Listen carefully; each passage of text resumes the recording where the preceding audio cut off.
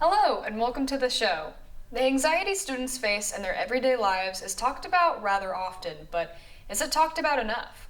80% of students report feeling stressed, while another 34% report feeling the hardships of depression. The student struggle is much more than just being a student itself, but also what someone is expected to do as just that student. The show caught up with some students from the ISD to put into perspective the responsibilities of the average high school student and their hardships. Take a look. So what we've been working on right now is a bell system for our classroom that turns on a light, which you might be able to see, via a smart outlet, which will turn on and off at specific times that we hand program into it. And that will obviously make the bell come on, and that'll alert us that class is over, because IAT doesn't have one. So that was one of the kind of mini projects that we're going to do before we get into our big projects, which is kind of like the big part of the class that we're going to get to in a couple of weeks. And then we'll take those projects and we'll go to a competition and compete against other people's projects in a couple different categories. And while we're doing this mini project, we've been brainstorming what that project is going to be. Extracurricular activities can be a double-edged sword, championed by administrators as providing freedom and opportunities to students. The time they take can fill a student's schedule and leave little space for freedoms and opportunities outside of school. School has created stress in my life by not really giving me a lot of free time to do things I enjoy, because most of my time is occupied by either clubs or academic work. Although participating in clubs is really nice, actually, it definitely makes me feel like I'm doing something for the community and something better for the school, at least. It can get really stressful at times, to say the least, because of the fact that I have to plan for so many people all at the same time. Each of the clubs that I'm in does multiple different projects at the same time and can meet at the same time, and I have to choose over which ones I have to prioritize. Things that I'm president of, I can't exactly let go of for robotics, where I'm just a leader in. Extracurriculars are time-consuming on their own, but pair that with weekly or even nightly homework and you have a schedule filled to the brim.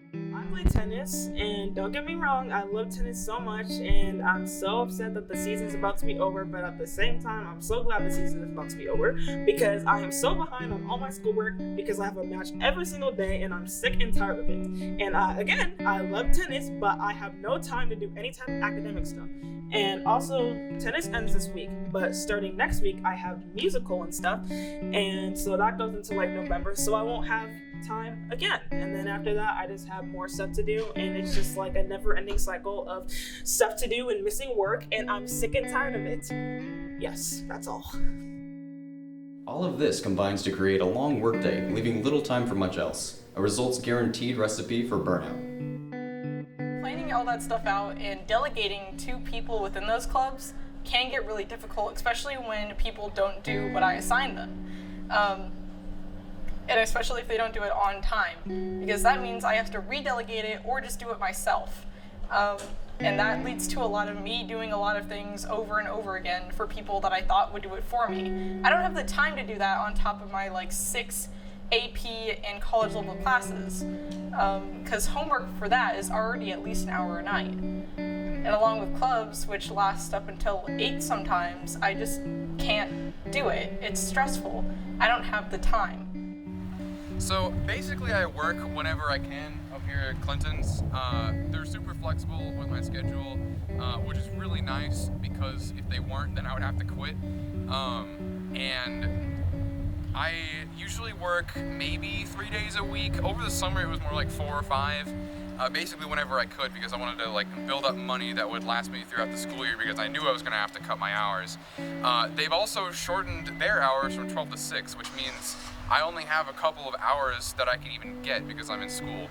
So it's been a process. My manager has been super cool with working with me on hours, and I'm super grateful for that. But overall, it's been a positive experience. I really like working here.